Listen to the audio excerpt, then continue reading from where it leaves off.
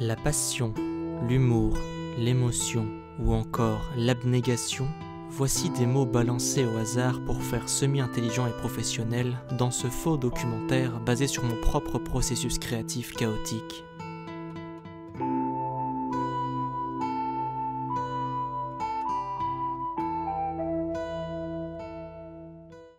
Toute cette masse de travail commence ici, dans ma chambre. Waouh! Fabuleux n'est-il pas? Bien sûr, j'ai toujours besoin de mon vieux PC rapiécé avec un magnifique processeur, tel un Frankenstein des temps presque modernes.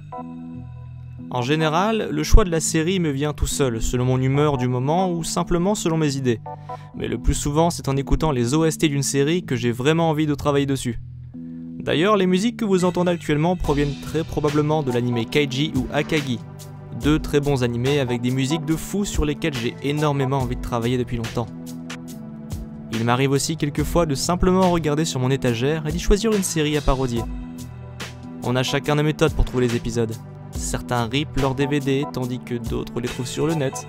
Retenez bien ça, ne prenez jamais d'animé sous-titré, même dans une autre langue, c'est vraiment tout sauf regardable. Le plus souvent, je prends des versions anglaises ou françaises. Ensuite vient le moment le plus long et le plus pénible, ou fun, si j'ai vraiment beaucoup d'idées. L'écriture. Je vais donc placer une musique stressante. Voilà, là on ressent bien le truc. Je me plains mais en général ça va assez vite. 1 à 2 soirées tout au plus. Surtout pour des zappings comme Code Geass, où j'ai vraiment l'habitude des personnages. Naruto par exemple, même en connaissant le scénario par cœur, j'ai toujours du mal à rendre certaines scènes sérieuses drôles. Pour les zappings, j'écris sketch par sketch, en essayant de garder la chronologie originale. Tandis que pour les séries abrégées, je balance simplement un gros flux d'idées d'un coup en m'attardant sur certaines scènes. Oh, et oui, j'utilise Word. Je m'y retrouve plus facilement qu'avec l'outil de texte ou ce gros caca d'OpenOffice. Oui, je suis désolé, c'est du caca, honte à vous. Après, je passe directement aux enregistrements.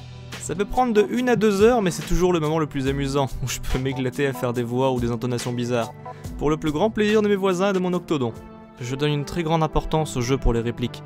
Même si je ne suis pas un acteur et que je n'ai jamais pris aucun cours de théâtre, j'essaye tant bien que mal de ne pas avoir l'air faux quand je parle.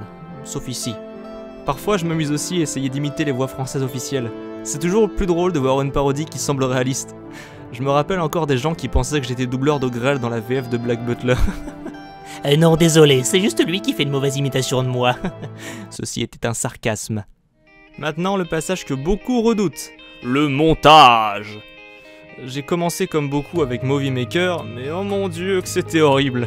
Beaucoup d'abrégeurs vous le diront. Depuis 2 ans, j'utilise Vegas, et ma vie a bien changé.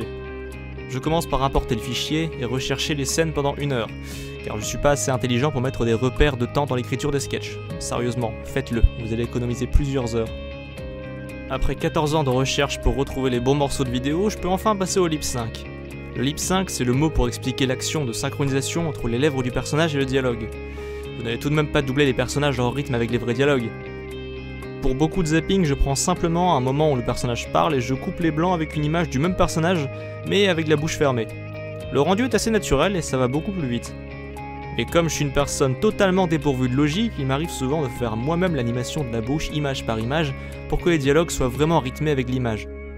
Beaucoup d'abrégeurs américains le font, comme Little Kuribo ou Purple Eyes. Et même des français. Coucou Daigoro et Shield. Après avoir passé plusieurs heures sur la synchro labiale de différentes scènes, je passe à l'ajout de musique de fond et de bruitage. J'aime bien avoir ce petit rendu faussement professionnel similaire à l'anime original. Dites-vous bien que le mixage sonore est très important. Les gens n'aimeront pas une vidéo qui a le son faible ou qui sature. Voici maintenant la dernière ligne droite, le render de la vidéo. Merci à mon magnifique processeur pour avoir fait passer le temps de la compilation de 40 à 5 minutes.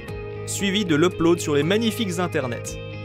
C'est là que je fais une annonce sur Twitter, Facebook et bien sûr sur ma chaîne YouTube. Je peux ensuite rester plus d'1 heure sur la page et appuyer sur F5 pour voir vos réactions.